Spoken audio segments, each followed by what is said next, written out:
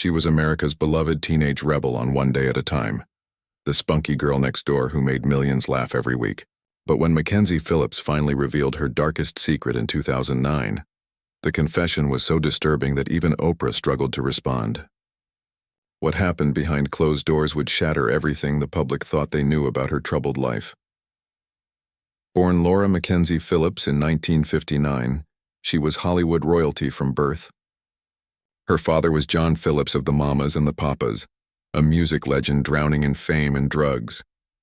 By age 12, Mackenzie was already working, cast in American Graffiti alongside Richard Dreyfuss. At 13, she landed the role that would define her, Julie Cooper on One Day at a Time. America watched her grow up on screen. But backstage, her childhood was already over. Her father introduced her to cocaine when she was 11. Roll that around in your mind. 11 years old. Throughout the late 1970s, Mackenzie became one of television's brightest stars. She was making $50,000 per episode by age 17. But her addiction was spiraling. She'd show up late to set, sometimes incoherent. In 1977, she was arrested at age 18 for disorderly conduct. The show's producers gave her chances, then more chances.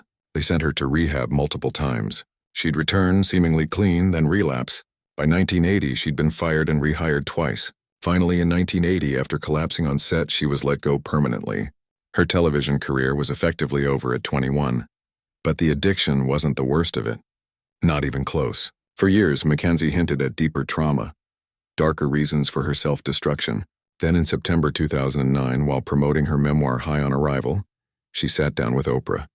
The cameras rolled, and Mackenzie revealed what she'd hidden for decades.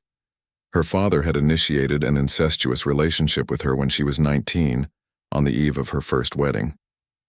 It had continued on and off for 10 years. Consensual, she called it at first, though she later clarified, how can it be consensual when there's such a power imbalance? The revelation detonated like a bomb. Her stepmother, Genevieve, called her a liar.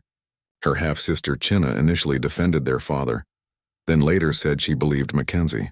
The public was horrified, divided, skeptical. How could something so unspeakable happen?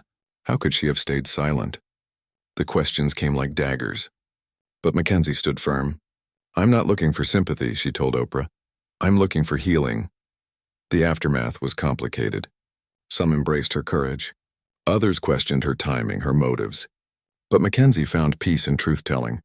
She returned to acting in small roles, appeared on Celebrity Rehab, and became an addiction counselor herself. She's been sober since 2008. Today, she speaks openly about trauma and recovery, helping others find their voice. Her story isn't about scandal. It's about survival. Mackenzie Phillips spent decades buried under shame and substances, trying to numb pain too terrible to name. When she finally spoke, she didn't just save herself. She gave permission to countless survivors to break their own silence. That's her real legacy.